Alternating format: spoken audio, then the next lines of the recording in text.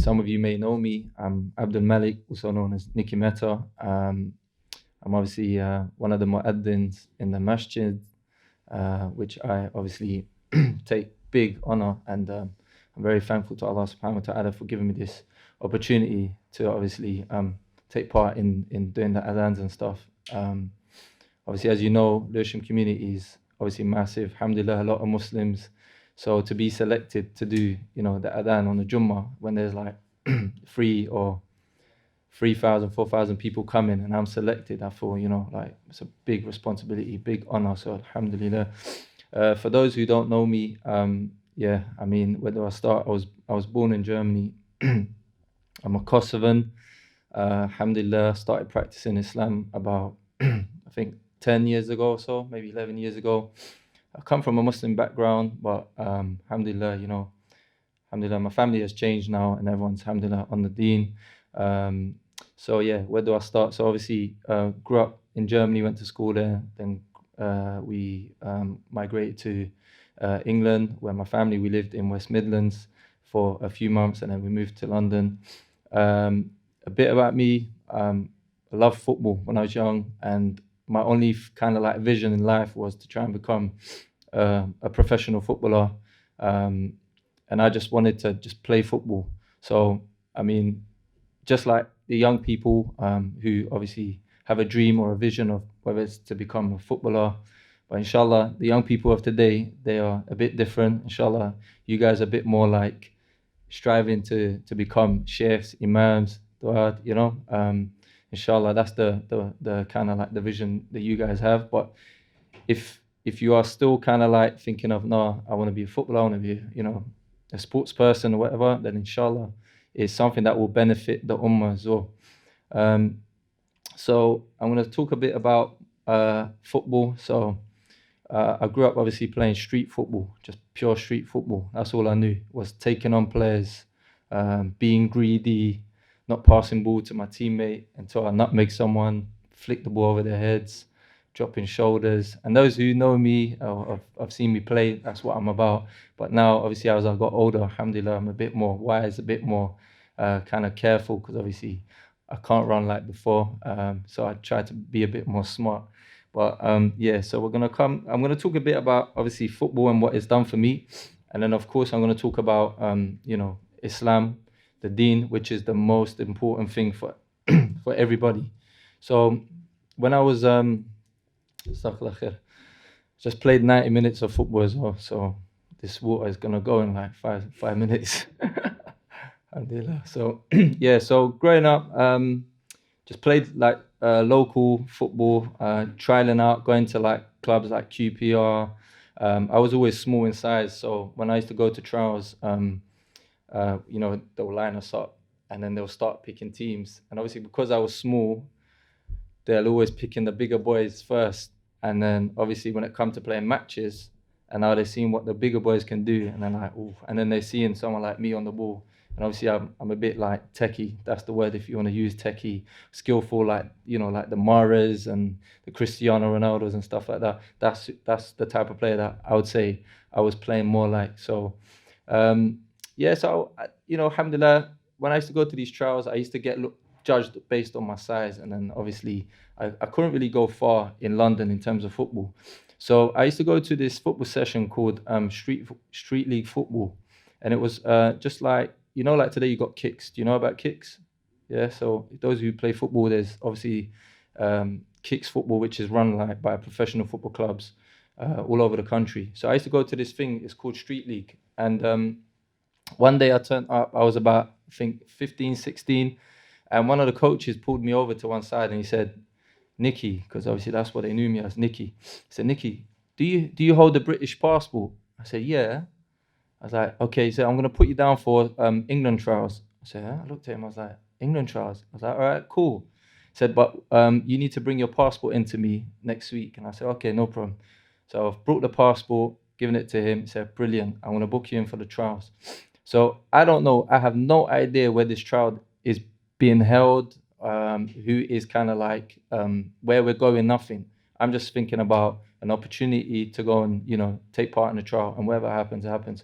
So guess what?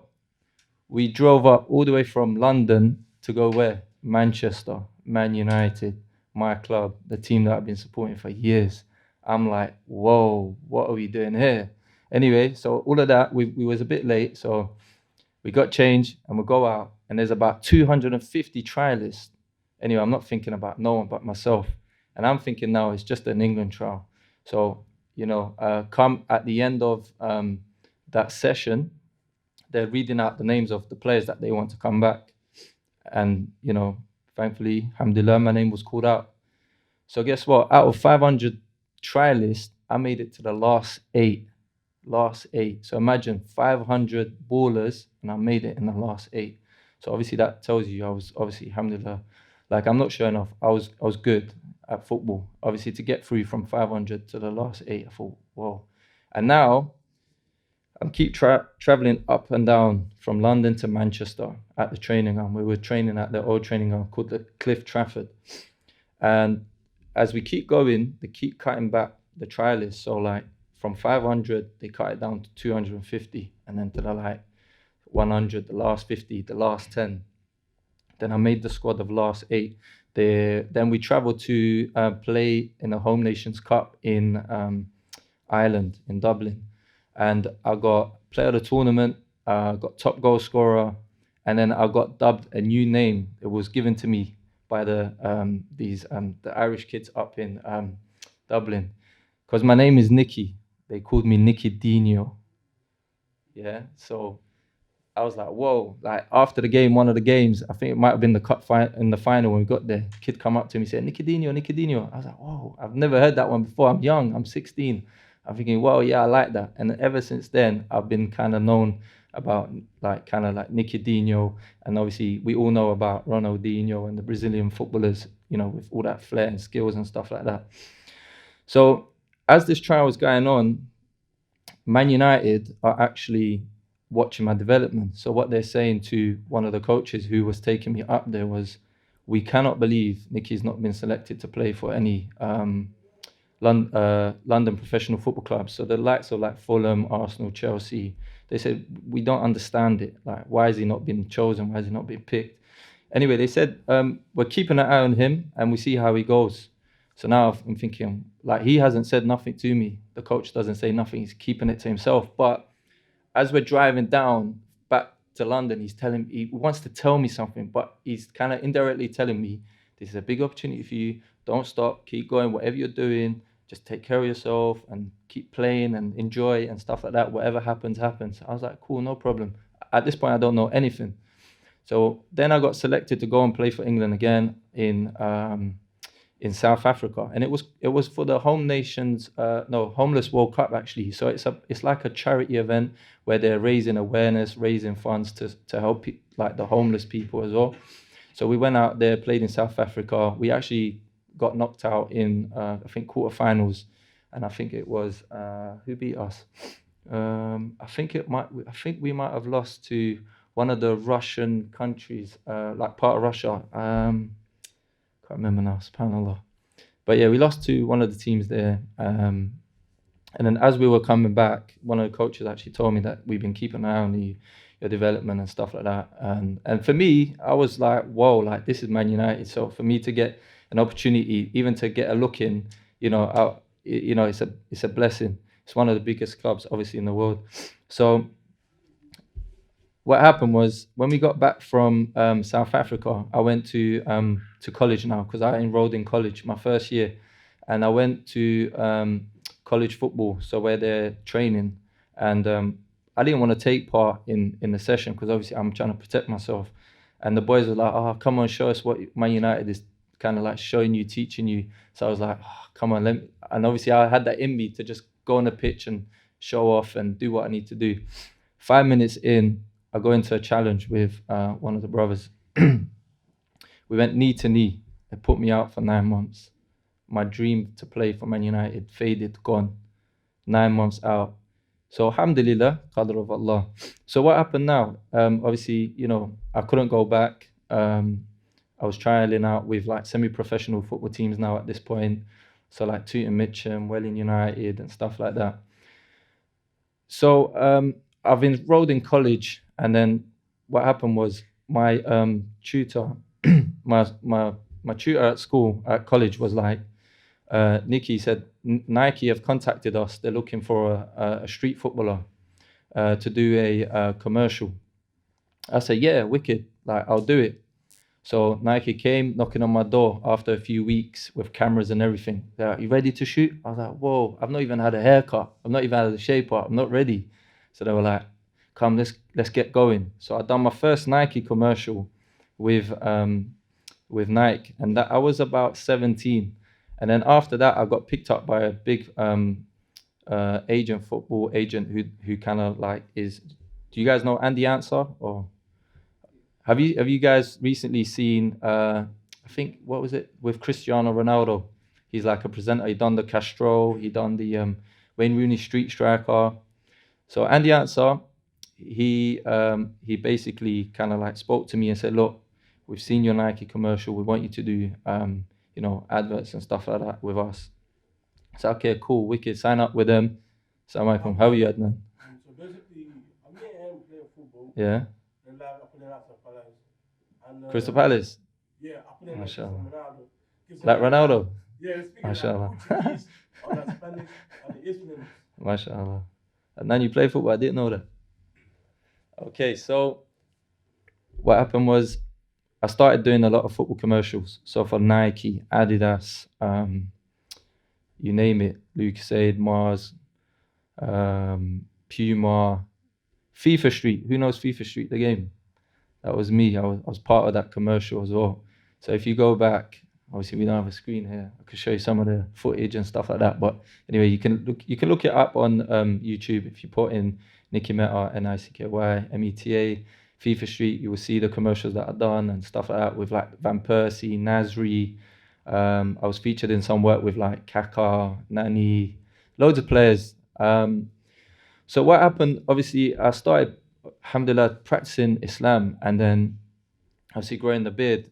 So when I used to go to castings now, and the directors will say, "Oh, can you do this with a ball? Do that with a ball." So I'm doing all the skills and tricks and whatever they want, I'm doing it.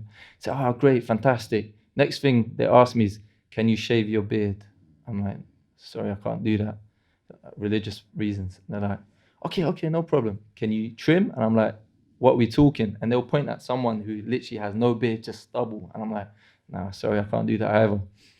So they're like, "Okay." They're like, "No problem, fine, it's okay. It's great work." And I'm like, "Okay, cool." Next day, I'll get an email or a call or a message to say, "Sorry, you didn't make the cut." I know at this point why, because obviously my beard.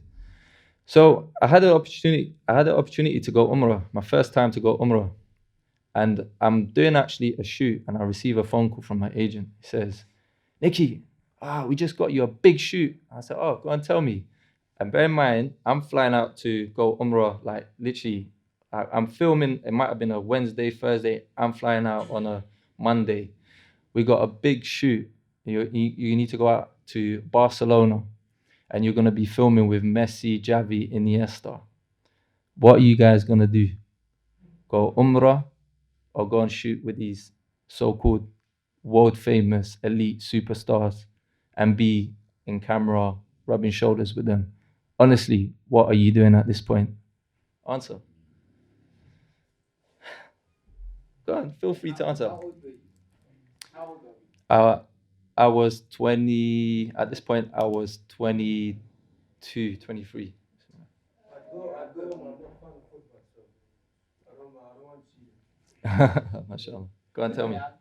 Bear in mind, you're shooting with Messi, Javi, Iniesta. At that time, whatever that squad was, and on top of that, they're telling you how much you're gonna get paid.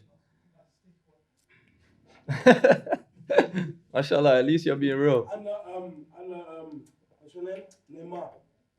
Neymar, yeah, he might have been at that point. Yeah, 2000 and it would have been 2012. Well,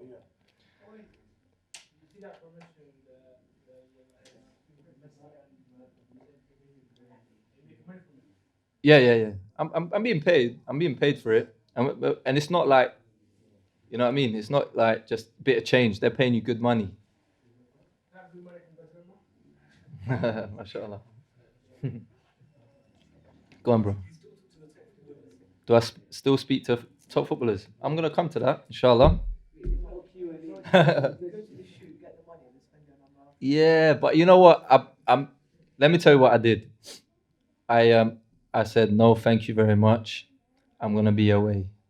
So I decided to go Umrah because for me, I felt like that was a test. Allah testing my faith, my iman.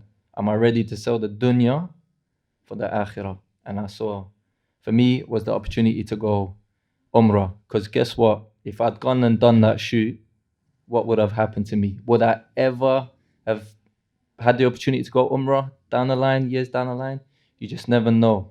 You know what I mean? So, alhamdulillah, I said, no, thank you very much. Even though at this point they said, but we're going to pay you big money. I said, no, thank you very much. I'm going to be away. So, alhamdulillah, I turned that down. And there was more shoots coming and going. Alhamdulillah, I took part in it and stuff like that. But then obviously a lot of fitna started happening when they were refusing me as I am with a beard. So I was like, you know what? I'm not gonna kind of like just shave my beard to please you guys. So alhamdulillah, I've done that. I was doing football coaching. So I was doing football coaching. I started coaching at this time. Players like Jadon Sancho, Reece Nelson, Jordan Ibe, a lot of them that are playing like League One, League Two, young footballers. But the most elite, I would say, is obviously Jadon Sancho. Still keep in touch with him and his father. So yeah, so these are the players that I kind of coached along the way, advised them. They were young. They had the ability, obviously, and hence why they are where they are now. So alhamdulillah, this is so yeah. Talk about my. So obviously we've gone from I wouldn't say trialing at Man United, but having the opportunity to train at Man United, training at their training ground, which is obviously Carrington, and then seeing the likes of players coming and going at the time, Alex Ferguson being the manager, players driving out when we come in to train and stuff like that. For me, I was like, wow, because obviously I wanted to be like these footballers. So, alhamdulillah, now I run my business. I run my business, which is called Meta Granite Design. It's completely like way off to what I wanted to do. My vision was just strictly, I want to be a professional footballer, and that was it. So, but of course, Allah subhanahu wa ta'ala had better plans for me. Alhamdulillah. So, I started my business about 7 years ago. We do kitchen designing, so we design kitchens, and then we also supply like the worktops.